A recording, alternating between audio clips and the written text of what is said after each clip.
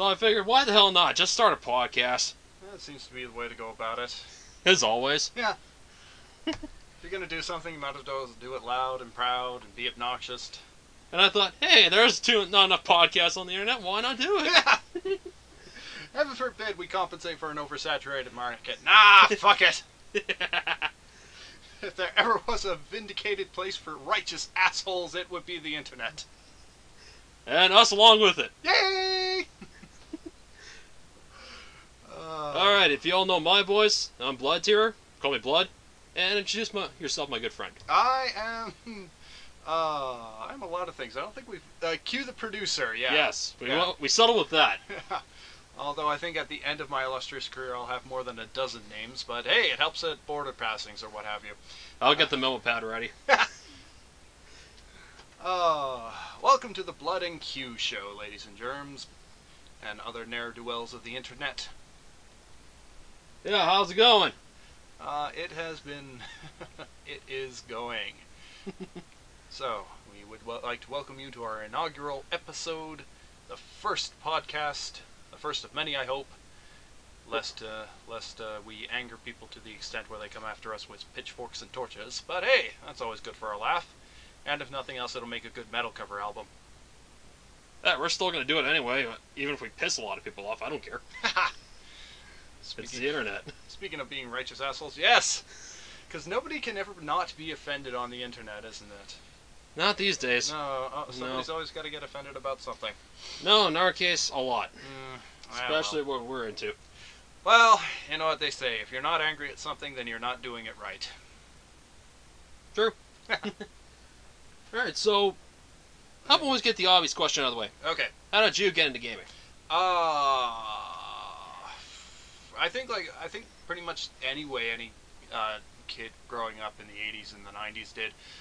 For whatever reason, we had a Nintendo Entertainment System that eventually evolved into a Super Nintendo Entertainment System, and that was about it. You had a video game console, and that pretty much raised you. Nintendo especially, they raised a generation. I guess, although admittedly, the first game I ever really got super serious was Baldur's Gate, and I remember when my mom got me that for Christmas, and through no small feat, our PC was actually able to run the damn thing. I must have sacrificed a goat or something to it. It ran, and Baldur's Gate, I easily sank in like hundreds of hours into it. That game just rammed itself up my asshole and would not relinquish its post. So there's that for you. Yeah. So yes. My story's way different than yours. Oh yeah. I think for a lot of people. When I was growing up, like usually we go to my grandparents' farm during the winter break, spring break, and summer. Yeah. I remember my uncle, I think he was around 10 or 11, 12 at the time. He got an NES, and I was about 2 or 3 when I first played it. So I was playing Mario. That's my cat, ladies and gentlemen. Feline interference. As always. Mario 2, some unlicensed games, all that. Oh, the fun stuffs. Oh yeah. And I was really enjoying it. That's what got me into gaming. Mm-hmm. Unfortunately, I did not own my first console until I was 10. Yeah. And that was a Sega Genesis. It was a pre-owned console, but whatever. It was a Genesis. Well, consoles back then could be pre-owned and could still be of good quality. They built those damn things to last. Yeah, especially right now. I have it sitting over there. I have it in N64, NES, and the drawers there. Yeah. They still run. Oh yeah. They still run. Unlike today, where I went through 3 Xbox 360s. I'm on my 4th right now. Yeah. Red. How many people know the Red Ring of Death story? That. Oh my goodness. Just happened. Mm-hmm. Ugh. And of course, as you can see I have everything here. So. Awesome. Yeah. Okay. So you had the Sega consoles then. Yeah, that was the one. Those are the ones I didn't have. And isn't it just the truth that when you're a kid growing up, you always want the console that you don't have. You can never be happy with the one you do. even though admittedly looking back in terms of quality, I'm afraid the Super Nintendo kind of won that race. Yeah, won that race. Yeah. Blast processing. Blast processing my aching ass. Yeah, but I still found the sound pretty good in that one. Yeah, no, like the can't be denied that it can't be denied that the Sega Genesis had its own feel to it. It had its own vibe to it, and it did have a distinct quality about it. Now that said, though, it's kind of that distinctive nature that I think is lacking in the current console market these days, as consoles themselves just kind of blend together into this one weird mash of multimedia game platform, or it's not even a game. They're not even game consoles anymore, are they? They're Nope. They're social media experiments or something. I'll explain the Wii U. Yeah. Like give it to Nintendo, the one company that still has got it into their heads that we should be making games. Maybe not good games, but we should still be making them. Yeah, and making consoles for those games. Yeah. Speaking of which, there's talk that Nintendo is they're calling it their new console the NX, or That's actually just the nickname for it right now, as you want to call it. But I think that I think this is the shortest span of time it has ever been between consoles, because it really just feels like the Wii U just came out. Well, it did back in 2012, and it still feels like fresh. Like, yeah. Well, maybe not. Well, yeah. Like, if I could sum up the Wii U in one word, or in one phrase, it would be unrealized potential. There is so much potential for this game, but it just seems like Nintendo is not maximizing what it can do with this thing. Because there's a lot of capability in this spunky little machine, despite what people may say about it. I remember when it was first teased, one of the potential projects to it was a Dungeons & Dragons game wherein the Dungeon Master would control the Wii U pad and ostensibly man the dungeon with that thing. Yeah. And then you'd have everybody else playing playing as, the various D&D party members. That was a great idea. Why didn't we ever see that come out? Actually, that's the first I've ever heard of that. It was just a rumor. Like, I think I might have even seen it from, like, a Penny Arcade cartoon or something. Probably. Yeah, but, like, in all seriousness, though, that kind of concept wherein it can really alter the sort of player dynamic, because Nintendo's also been sort of the real strong heavy hitters of party games. They've been the social games, more or less, and, you just want to know, like, what is going on. Well, take a look at the Xbox One. Yeah. Just by the name alone. One? This is the third console. This is... One? I to me, it will always be the X-Bone. To me here. Yeah. Same here. I call it the X-Bone. It's way easier. I don't know. I have stopped paying attention to the majority of the consoles these days since I re-immersed myself in the PC Master Race doctrine. Speaking of which, what games have we been playing of late? Alright, so you start. Okay, I have having Fallout 4 thoroughly disappoint me. Just oh god. I remember when Fallout 4 was first teased with its trailer. I immediately bought into the hype because I was a Fallout fan. I played the original Fallout and Fallout 2 and Fallout 3, and I loved all three of them immensely. And to me, Fallout 3 seemed like a natural sort of step for the Fallout series to take, because the original Fallout games were about as intuitive as translating Sanskrit into Klingon. So to have Fallout 3 actually do a little bit of streamlining in the right direction, wherein you trim away what makes it like how how tabletop games translate into PC games. There's always this massive array of tables and figures and such, and that's what Fallout 1 and 2 were. They were these massive skill trees that were given a percentage number of 0 to 100. That every time you went to use them, you rolled on that percentage table, and on top of that you had, I think, like a doctor and a first aid skill. So it was this constant trying to figure out, okay, which applies which here, and yeah, just trying to plug in the numbers and such. So to have Fallout 3 come along, and it just kind of give you a basic set of skills, and then give you more or less a new way of exploring the world, instead of from the top-down isometric point of view to the first-person and third-person kind of view, that was a good step, and I applaud that step. Fallout 3 was a great game.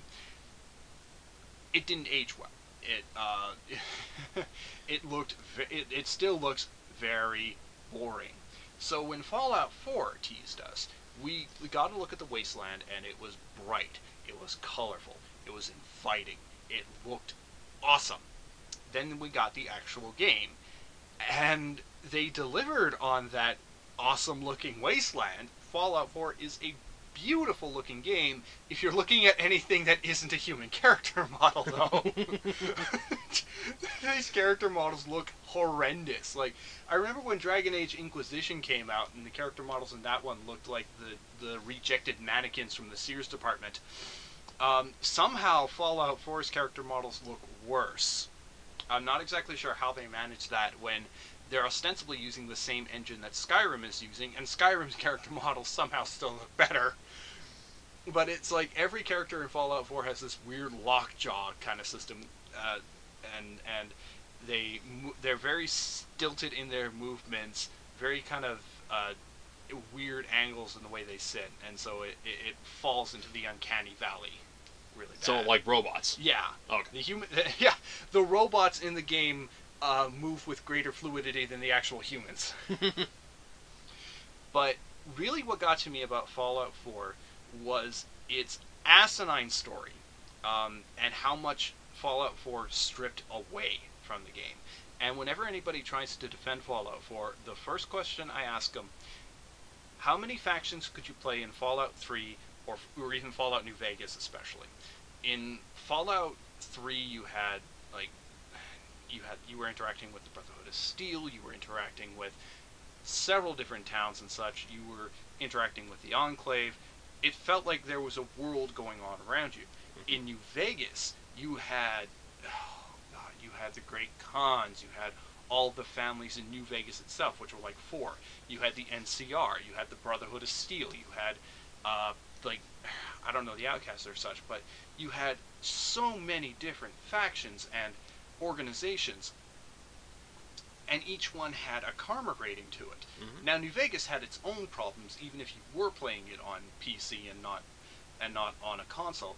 But the fact of the matter remains, by the time Fallout 4 comes along, you have 3 factions at the outset. 4, if you decide to... the 4th faction, I guess, is an unlocked hidden faction, are actually the bad guys you've been fighting against up until a point where they decide, hey, you want to join our cause? And they're the pod people. You are given the chance to join the pod people at some point through the game. Do I look like I want to support the pod people platform? I don't. To make matters worse, in addition to just having these bare bone minimum factions that you really can't do anything more than just overglorified fetch quests for, the main story behind Fallout 4 is asinine. It's dumb. Fallout 4, when we first saw it, we saw this beautiful looking wasteland just waiting for us to come in and explore it. But once you actually finish admiring the visuals and such, there's really not a lot to that game. So much of it has been stripped away that what we're left with is this vague kind of, it's not quite a shooter, it's not quite an RPG, it's not quite an action game, it doesn't really tell an interesting story, and ironically enough, there's no sense of isolation or even to get that nice wandering sensation going, because for the most part, you're just plodding along through the game, and it's really kind of crowded and claustrophobic. Like Mass Effect 3. Kinda, yeah. But I mean, Mass Effect 3 was its own joke. Yeah, we'll save that for another time. Okay? I could go off on that one for a while, let me tell you. You and me both, but let's keep that one hidden away for now. So for the most part, Fallout 4 was just an abject disappointment for me, and I will admit a good portion of that was just me buying into the hype of it and really expecting something good out of this. No. Well, I could say the same thing about Halo 5, but Well, was anybody really expecting Halo 5 to be good, though? I don't know at this point. Yeah. I don't know, like, I think ever since Bungie left and 343 took over, it's just been a mediocre pile. Yeah. Well, Like, all I can say is, they turned into Call of Duty, yeah, it really did. and they shouldn't have. It's Well, its own genre, it's kind of in a way. yeah. There's a certain degree of irony in that because you look at Halo as the original Halo as one of the games that kind of revolutionized how a first-person shooter is done.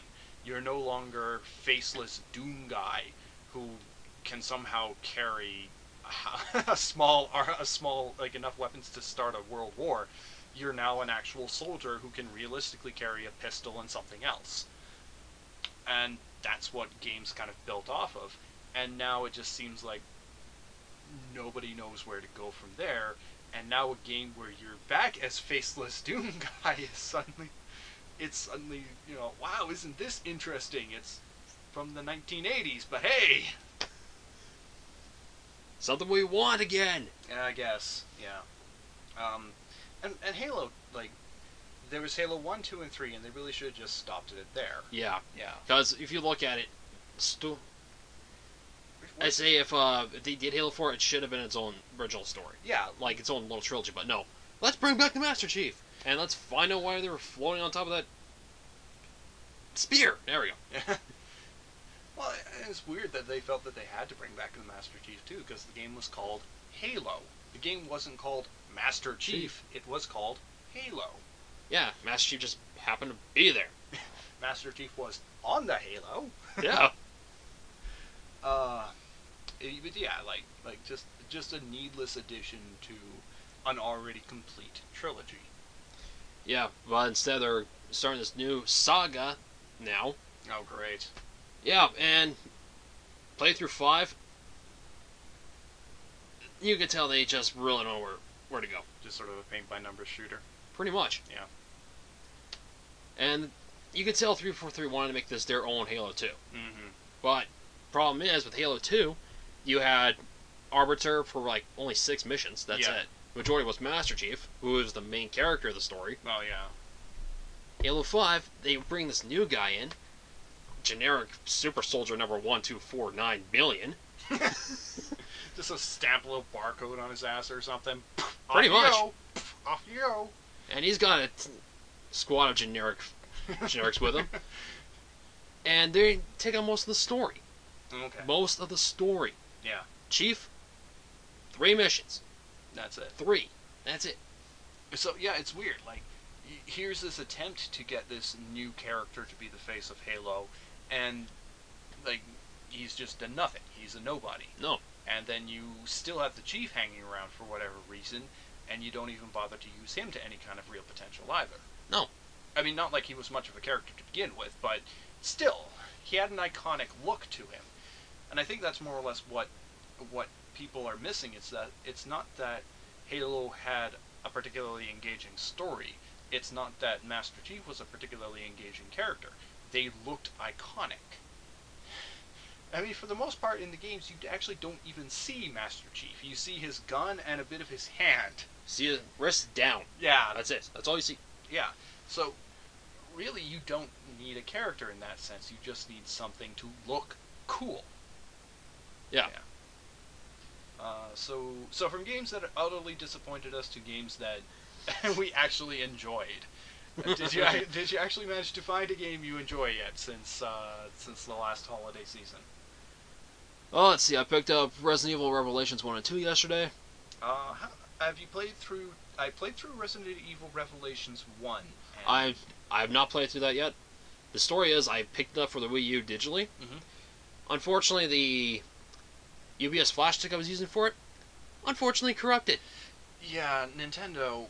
Can you Nintendo, please make your consoles communicate better with, technology that wasn't made in Japan?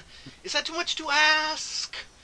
Is that too much? I've gone through 2 external hard drives. Neither one of them wants to talk to the damn Wii U. No, unless you had a 1 terabyte console. Yeah. I even got the 1 terabyte console. You can't really fit a lot of Nintendo games on a 1 terabyte console for whatever reason.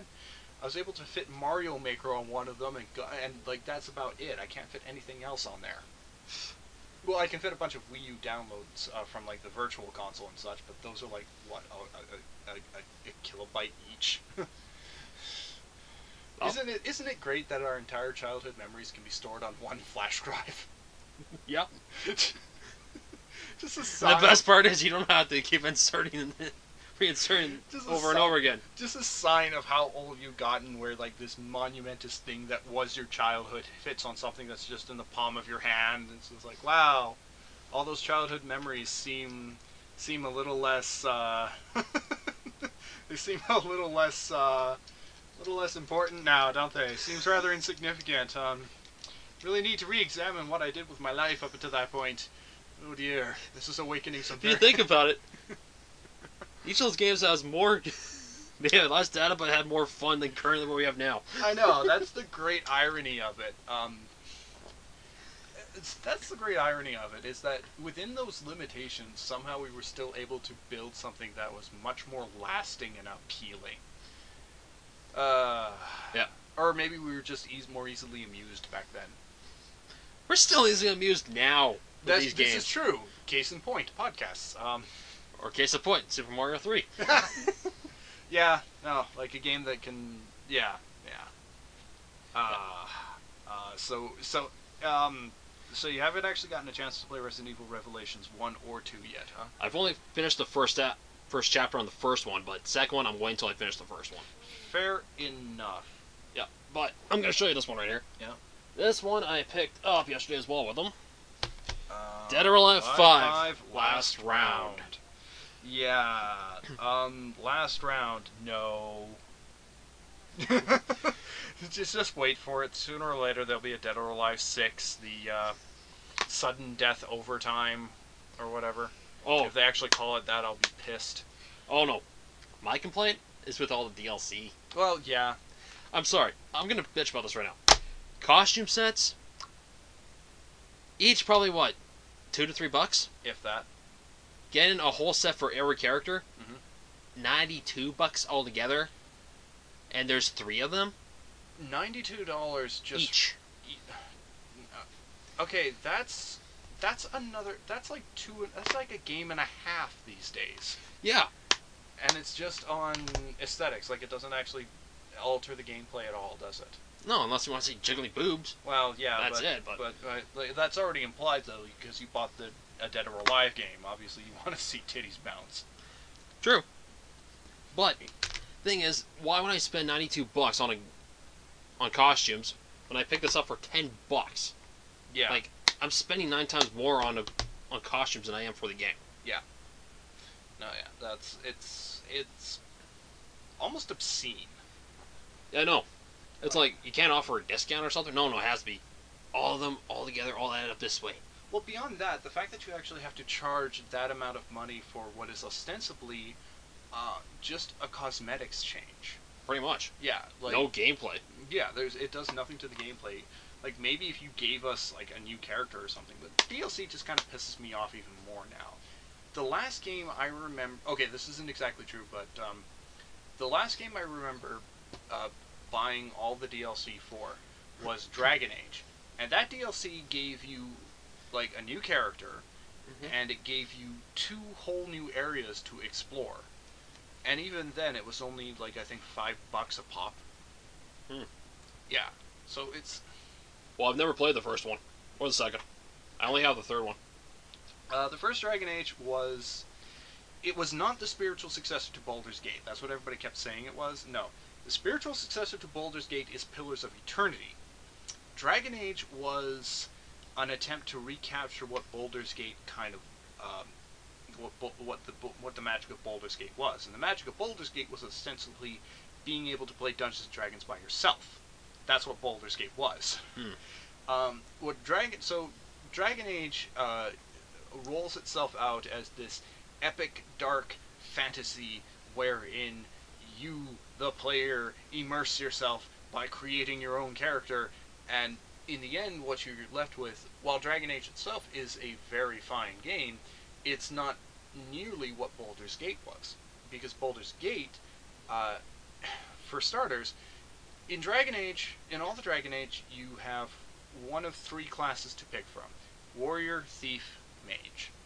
And if there's any more influence of the World of Warcraft, it is the fact that you have your Warrior, which is your tank or your wall, your Thief, which is your DSP, your damage per second, or your Mage, which is your long range damage specialist, what have you, your area of effect, or what have you. And it's just so blatant. It's just like you're not even trying to diversify and to create a really unique character. It's more or less just, what do you want to do in the game, or how do you want things to blow up? Do you want to smash them? Do you want to pierce them? Or do you want to light them on fire?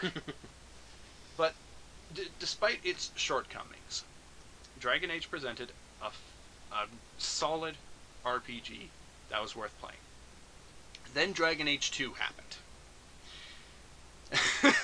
Oh, I've heard the stories, but continue. Oh, god damn it, Dragon Age 2. You're trying to capture lightning in the bottle, and when you have a hit of Dragon Age, you want to just follow that up while it's still relevant. You want it to be, bang, let's get another game out. Get another game out. Get another game out. Fine. Why not just give us more Dragon Age? But they didn't. What they gave us was, I want to say, I don't even know what okay, no, I know what they gave us. They gave us Final Fantasy 13 with a different skin on it. They gave us this very linear, very drawn out, very piss poor looking game that it was not in any way, shape, or form really all that engaging. Getting through Dragon Age 2 was kind of a slog. It was kind of a chore. Because, for the most part, the moment you got, like, for me, you're playing through Dragon Age 2, and there will be a moment where you realize that you're not playing an actual game, you're playing filler for a game that this is leading up to. You're playing a prologue. You're playing something that you're just going to have to bite the bullet and play through in order to get the most out of what's actually going to come out. And so you just finish up Dragon Age 2 with just this is kind of meh, sort of like whatever to it. And you could even tell that by the names of the goddamn games. There was Dragon Age Origins. There's not even a number behind that. There's an expansion to Dragon Age Origins called Dragon Age Awakening. Again, no numbers whatsoever. Then there's Dragon Age 2. And if that doesn't imply just sort of like, yeah, we admit it, we push this out as fast as we can, it's nowhere near what it should be, but you'll buy it because, well, we know you. And then the third game to wrap up the trilogy so far, because it's a mildly popular idea, so you know they'll whip that dead horse until it's, powder, is Dragon Age Inquisition. There's only been one number behind any of these games. It wasn't Dragon Age 1, 2, and 3. No, it was Dragon Age Origins, Dragon Age 2, Dragon Age Inquisition. Where's Dragon Age 1 or 3? They're not there. So, like, you can tell that they actually tried with Dragon Age Inquisition, and to an extent they succeeded. But Dragon Age Inquisition is still kind of ridiculous in and of itself. But again, I think that is a rant for another time. Pulling us back to games that we've actually enjoyed this past little while, XCOM 2. Oh man, I've never played them, so... After being thoroughly disappointed by Fallout 4, XCOM 2 was like a breath of fresh air. Yeah, but your air isn't fresh. I know. No, the original so for those of you not in the know, XCOM, okay, there was XCOM UFO Defense, which was one of those games that you played back in the day if you wanted to punish yourself but didn't have enough money to afford a dominatrix. XCOM Enemy Unknown and XCOM Enemy Within carried on that proud tradition of crushing your balls like a vice by actually being difficult turn-based strategy games. Now, XCOM 2 carries on that tradition, I'm very happy to say, because playing the game, I'm just thinking, wow, they could have turned this into like a generic first-person shooter so easily, and like the way some of the characters talk and the way the tone kind of shifts to this much more darker, we have to save humanity, we are the only ones who can save humanity, hey, let's go blow some shit up because we're gonna save humanity. Save what's left of humanity, you mean. But they didn't. They kept it a turn-based tactical turn-based game with a kind of ridiculous story, but it's aliens invading the world. We're not going for realism here, folks. This isn't fucking Cosmos with Carl Sagan or Neil deGrasse Tyson. Nope. This is the aliens from the 1950s decided, hey, let's conquer Earth for no adequately explored reason. I don't know. And they kept it a tactical, top-down, turn-based strategy game. Which, thank you for doing that. And I have enjoyed the hell out of that game. It came out mid to late February, and I've clocked in over 100 hours into it and still enjoying it. So, so far I've seen one objective disappointment and one good game that I was actually looking forward to. So far this year's kind of been a wash for me. Oh, I gotta say, same here. Yeah, another one I picked up a while ago, Resident Evil Origins Collection, actually. Okay, that's got 0 and 1 on it. 0 and 1 on Yeah. it. Actually, the remake of 1, which is good. Yes. Yeah. The remake of 1, whether it was on the It was on the GameCube, originally. It came out on the GameCube, then it came out on the Wii, and now it's on the PC, too. PC, Xbox 360, Oh, it's on Xbox, the Xbox now. Xbox, PS4, PS3. Hey, Capcom, noticing this surprising trend of yours, too. After 6... Oh my goodness. Like, what the hell was 6? What the hell was Resident Evil 6? An identity crisis. That's what it was. It was an identity crisis. I know you hate him, but Yahtzee said it best. He's just like... said that Resident Evil 6 identified as a sea urchin. I know you hate the guy, but he has some awesome zingers. Yeah, it's true. Well, but me hating him. He hating him, so... Yeah. Well, because they did announce they're going to be remaking 2. Yeah. So, what I want them to do is like how they did with 1. And just make it that gorgeous. Not only that gorgeous, but add stuff to it, too. They did, yeah. Like, yeah. And you don't even have to add much, really. No. But if you go on YouTube, or if you just Google Resident Evil remakes, you'll see a whole bunch of fan mods and such that have made Resident Evil 2 in like the Unreal Engine, with the technology up to date and such, and they look awesome. When you consider that these are just done by fans, these look amazing. And I'm thinking, okay, here are these people who are actually passionate enough about a project to just up and do it. And what is Capcom, or what is the AAA industry actually finding people and paying them for? Simple. It's ego. Yeah. That's the thing. It's ego. There is an unfortunate amount of arrogance and nepotism within the AAA industry these days. Yeah. Yeah. Well, here's something you probably didn't know. There was going to be a fan-made remake of RE2. Yes. Apparently, when it was announced that the remake was coming, they shut down immediately. Yep. Capcom asked those guys to come over and help them. Yes! Hey guys, we don't want to sound too embarrassed or contrite here, but you can actually do our job better than we can. Would you mind? Apparently, that's a good sign. That's a good sign. Well, yeah, it is an admission and a little bit of hubris and some humility on their part. So, yeah, that's a step in the right direction. Yes. Because I'll be honest here, I never played 5 and 6. I've only played the demos. Fair enough. But right there alone, that shows exactly why I wouldn't play them. Mm-hmm. They were just terrible. Yeah, 5 was okay at best. 6 was just awful. Well, I remember picking up 4 for the GameCube after it was released. I rented it out for a weekend, played the hell out of it. 4 was like the last really good Yeah. one. I remember, like, just playing, I'm like, oh, this is so good, everything, right? Mm-hmm. The gameplay, and I'm just like, what happens if I shoot this lantern? Boom! The fire just comes out, and all of a sudden that just looks so real. Yeah. But remember, this is at a time when flat panels were not common. We were still using CRTs. And this was the GameCube, too. It's a little powerhouse. Yeah. And I'm going, holy crap, that looks real. Yeah. Like, I remember that, and it's like, just so beautiful. Mm-hmm. And It has like, some awesome fire effects. Oops. yeah, not only some awesome fire effects, it had awesome everything. It had charm. Yeah. It had a charm to it. Like, it wasn't scary in any objective sense. I remember there was only one point where the game actually got me to jump out of my seat, and that was more or less because it threw a really tough as balls enemies at me when I was not expecting it. But the game itself was not what you would call objectively scary in any way, shape, or form. But the gameplay was solid.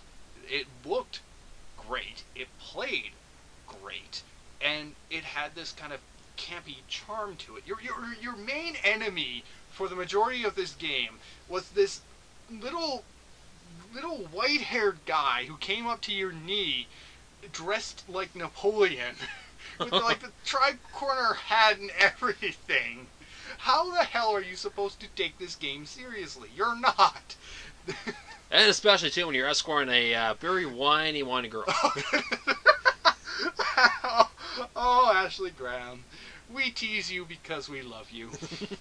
And admittedly, like, the escort aspect of Resident Evil 4 was tolerable because, for one part, actually having to lead Ashley Graham around constituted maybe only a fifth of the game. So it wasn't nearly as contrived as most escort missions can be, which are just, oh god, end this torture now. And for another thing, whenever you are carting Ashley around, you can order her to go hop in a dumpster or something, and while you sort out, like, that's how you do a decent escort mission, if you're going to do that. If you're going to have to get important subject A to point B, just give us the option to, like, hide them away somewhere. Stay out of sight while we not right now, Ashley, the grown-ups are talking. Yeah, with guns. Well, you had the guns. The other guys just had, like, pitchforks and scythes and such. Or in our case, mutate. Yes, or pop head explodes and hey, a tentacle monster. Because Japan!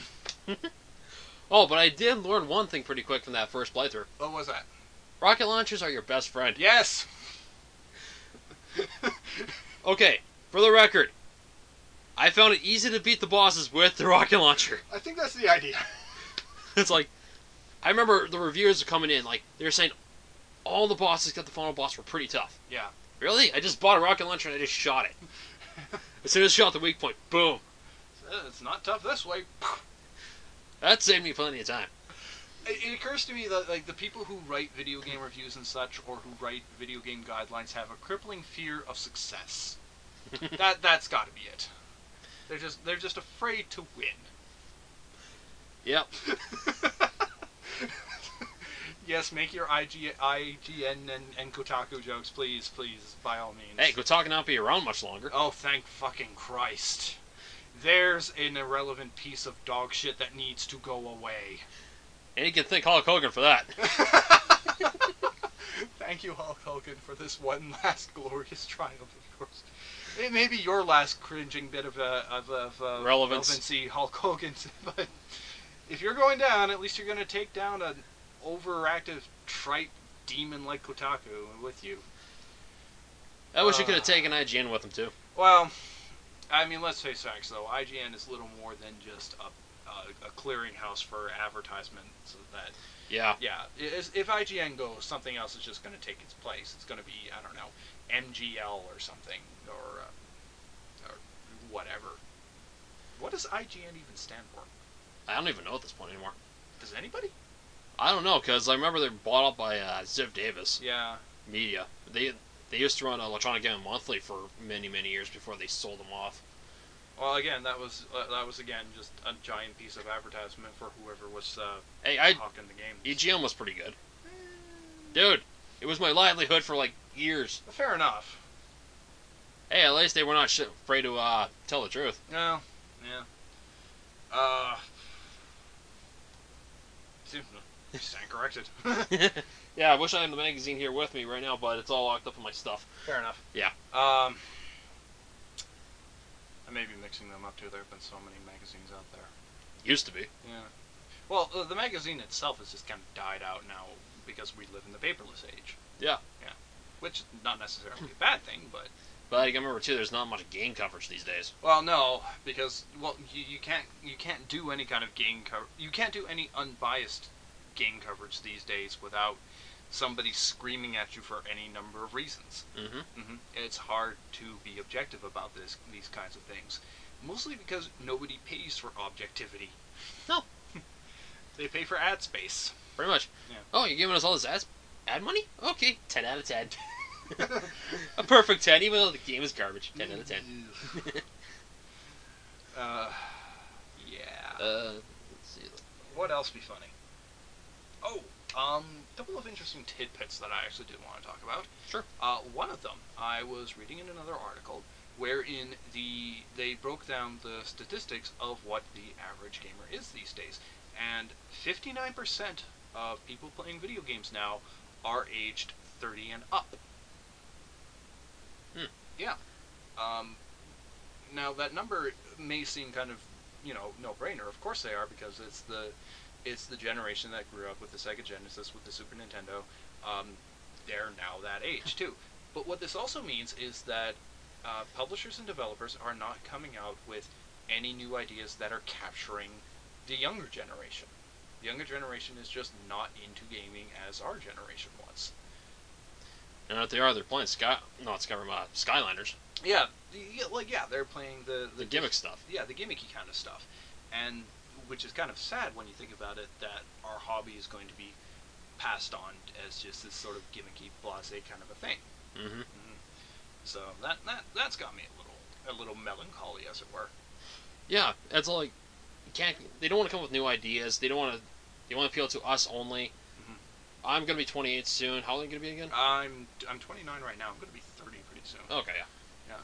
Yeah, so we're still in the younger age bracket there. Yeah. Going into that older bracket, but we're playing games that are suited for us in that age. Like, we're the guys who grew up with this stuff, as you said. I got crap ton of consoles. You can see it right to your left, right there. Mm-hmm. Oh, no, trust me. That is a monument. That is a testament to gaming history right there. Yeah. That is actually gaming history, more or less, on a shelf. One shelf, no less. Don't ask me how I did it. It's a well put together shelf. That's true. The only problem is I have to get up and flip the switch box over a few times. Fair enough. Well, I mean, you see YouTubers and such who have the same kind of setup and such, and it's a mess of wires over there too. Yeah. Yeah. Still amazed I haven't caught the place on fire yet. No, give it time. Uh, Not to be overly pessimistic or anything. Yeah, I think we'll grab the vacuum cleaner. Yeah. But yeah, it's like, okay, let's get back to this. Let's see. Well, let's look at my games here for a second. Okay. For Deus Ex, that's one. Yeah. That came out during our time. Yep. Resident Evil, Halo, Gears of War, Fear, Duke Nukem. Those were all the games coming out when we were more or less in high school, like late elementary, early high school. Yeah. Yeah. And those were the ones that really kind of that was gaming at its heyday, where we got so many new IPs coming out that were just like, wow, these are rad, and awesome, and fun. And what we're finding here is this bottleneck of ideas constantly being recycled. Nothing new is coming out, which is kind of annoying.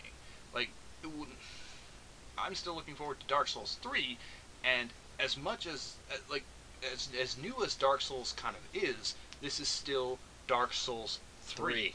It's the third game in a series. It's the same thing with Doom 4 and Deus Ex 4. Yeah. There's Deus Ex Mankind, Deus Ex 4. Mm-hmm. Doom, it's a remake of the original, and by extent Doom 3, but it's Doom 4. Yeah. It's like, really? The trouble is, too, like, when you're... But don't get me wrong, I'm actually looking forward to those games. Yeah. And like, it's sort of it's a weird catch-22. Yep. Wherein you don't know whether or not to criticize the industry for not giving us a new IP, or when the industry tries to give us something new and falls flat on its face. That's also to advertising. Yeah.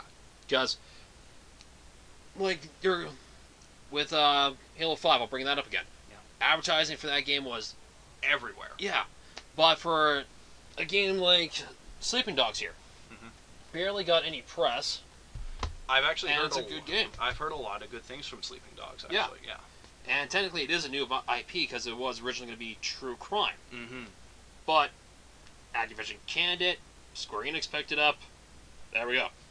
I'll give this, though, if you are looking for new IPs and such, you're pretty much limited to the indie market. Yeah. And you get a lot of good stuff out of the indie market. A game I just picked up, and I'm actually looking forward to letting it devour most of my Sunday, Stardew Valley.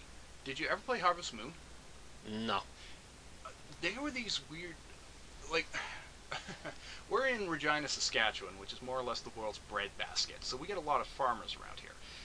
The Harvest Moon games were all about farming, but they were never sim farm.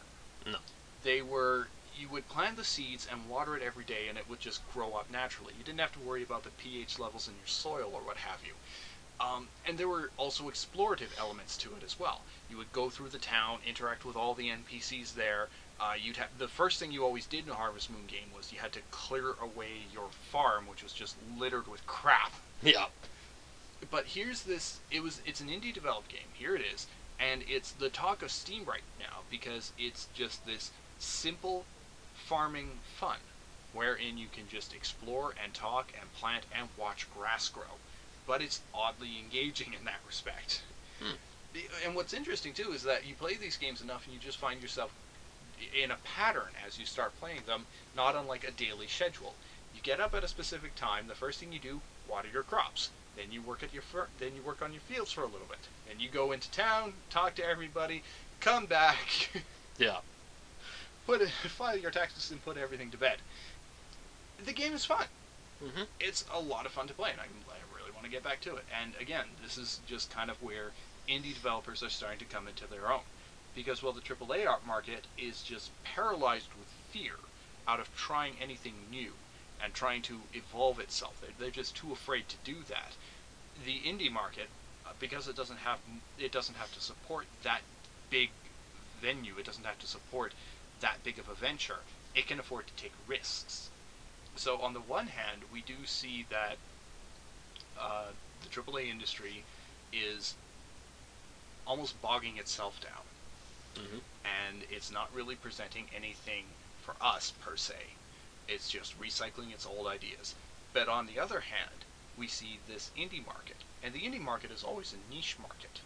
Because you're liable to find something that you'll like, but chances are nobody else is going to like. Yeah.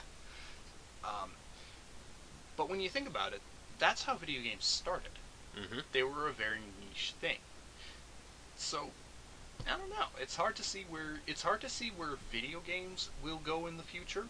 It's kind of easy to make a few predictions about where the AAA industry will go in the future. Yeah. Guys, how about my suggestion? Cut the budgets. Yeah. Because half of that's going to graphics alone. Yeah. And like, there's only so much you can do with graphics. Yeah. Yeah. It's like, yeah, it can look pretty, but can it play? Yeah, if it looks pretty, all the power to you. Yeah, it looks nice. Just make a fucking movie. I want a game, not a goddamn movie. When I hear Metal Gear Solid 4 is a movie. Oh, for fuck's sake.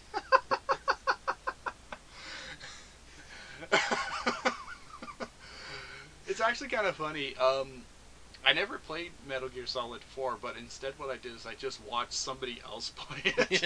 You can actually literally just cut out the gameplay sections and you actually get a movie. It's not a good movie or in any way cohesive or in any way coherent because it's fucking Hideo Kojima.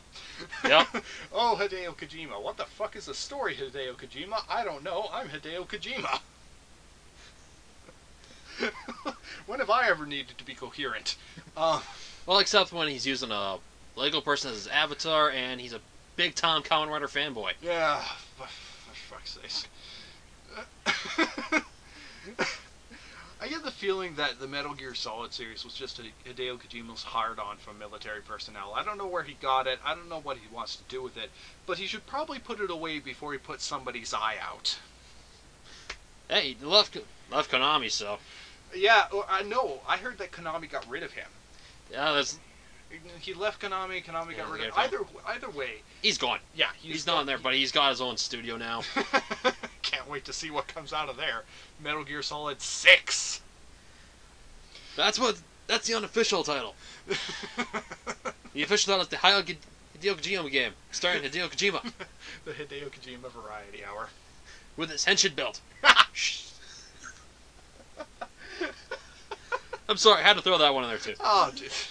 It's not actually hard to see where Hideo Kojima self-inserts himself into his games. Up until Resident Evil, the Phantom whatever. The Phantom Plot?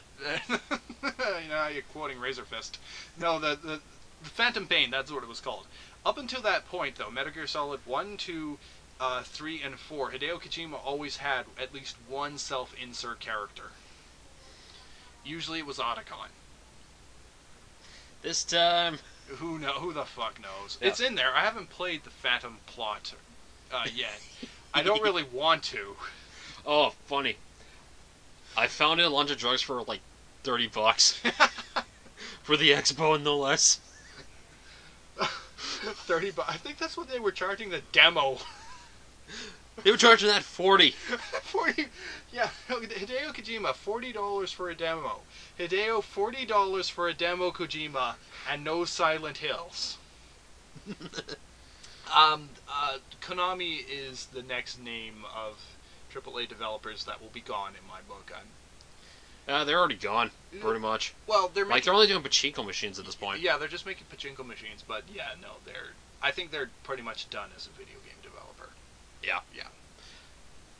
I'll be honest, there was not too many games I played from them, or enjoyed. I can remember. I remember they had a few games back in the Super Nintendo. They had Turtles in Time back in the Super. That was fun, and I remember the weird Konami logo would draw the line across the screen and then just scroll down. Usually when you saw that logo and you were playing a Super Nintendo game, you were getting a quality game. Yeah. You're not seeing that now. Yeah. Oh. That's all I remember. That's about it, though. Yeah, so beyond that, anything else really worth talking about? Because we are approaching the hour mark, sir. As we always are. Yes. Man, we've covered how many topics in... We bounce around a bit here, folks. I hope you buckle your seatbelts and get ready for some action whenever we come on the air. Once in a while, we'll probably get a guest or two, somebody we know. Cross your fingers. I got a couple people in mind, so I'll probably ask them one of these days. Fair enough. Well then, if it's not too presumptuous of me, we hope you enjoyed our ranting and our ravings. Mostly the Q show. Sorry, I have a loud mouth. I'll let you get into more next time. You better. Sorry, man. Alright. You better sign off, dude. Right. This is Q, the producer, and... This is BloodTearer, and we approve of this message!